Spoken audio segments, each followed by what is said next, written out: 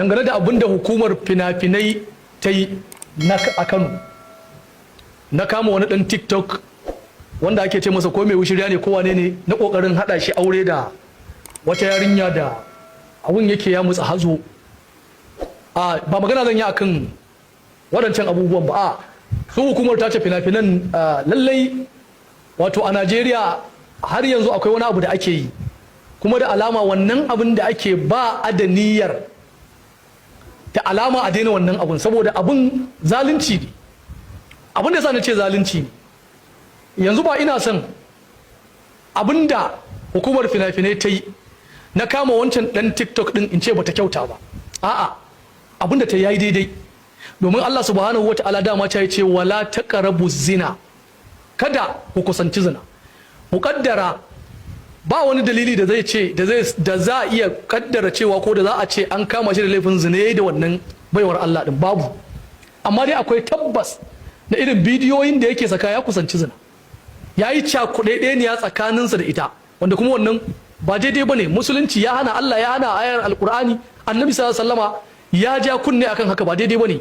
Nan bangaren sun yi kokari, amma hukumar ta tafi fina-finai duka yan Kannywood, duka mutanen da suke cakuɗaɗɗeniya, wannan shi kadai ne yake yi a cikin yan Kannywood. Rara dan Kannywood ne. Rara in ya tashi yin waka akalla sai ya ɗebo mata sama da guda 30 ko 20 ko wani abu mai kama da haka, su zo yana tsakiyar su ana rawa da rangwada, ana rausayawa.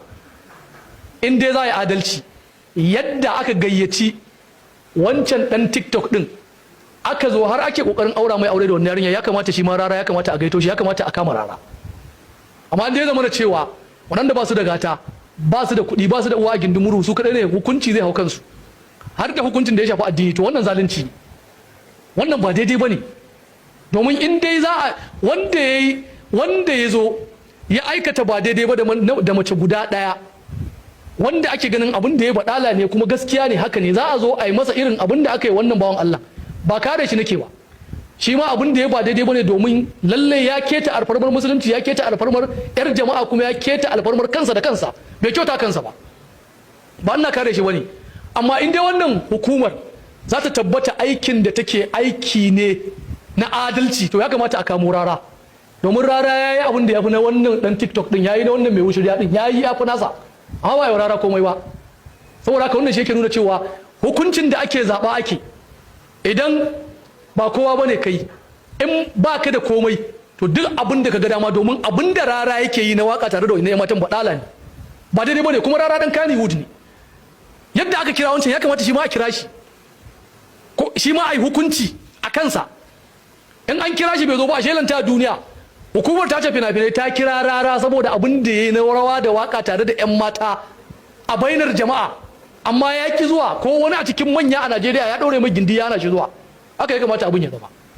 Amma bai kamata ba a ce hukuncin ana ɗora shi ne akan waɗanda suke ba su da gata, ko waɗanda suke ba su da kuɗi, ko waɗanda suke ba su da ɗaurin gindi, su kaɗai ne hukunci ya zo kansu. Wannan ba adalci ba ne ba.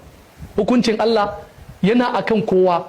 Annabi sallallahu alaihi wa alihi wa sallama, hatta yarsa Fatima annabi sallallahu alaihi wa sallama sai da ya taɓa gaya mata, ko kuma ce sai da ya taɓa magana akan ta. Ya ce wa sahabbai, ko da a yau za a wayi gari yarsa Fatima ta yi wani laifi wanda ya kamata haddi ya hukanta, annabi ya ce wallahi sai ya yanke mata hukunci. Yarsa in ko matsayi ake nema da ɗaukaka da daraja, ba na jin cewa akwai ɗaya tilo a wannan duniyar yar wani da ta kai yar gidan annabi sallallahu alaihi wasallama. Amma annabi ya ce wallahi da za ta yi laifi sai yanke mata hukunci. Amma a yau a Najeriya, da sunan adalci, da sunan hukunci, da sunan gyara, sai idan waɗanda suke marasa gata suka yi su za a zo a kama a yanke hukunci, amma idan waɗanda ayyana tunanin suna da kuɗi suna da gata suka yi kawai sun yi a banza.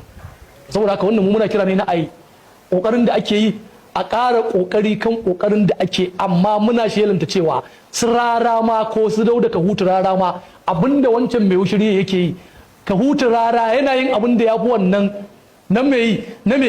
na ya zo shi ma ya tattara 'yan mata ana rawa da waka ana rausayawa, kuma wannan ya saba wa ka'ida, ba daidai ba ne, ya saba wa ka'idodin da suka kafa hukumar tace fina-finai din, kuma shi ma dan Kannywood ne. Wannan shine mu kiran da zamu kuran a takaice, da sunan muna roƙon Allah subhanahu wataala waɗannan mutanen da suke kokarin ganin sun tace abubuwa, Allah ya taimake su, kuma Allah ya kara musu ƙwarin gwiwa. Wassalamu alaikum.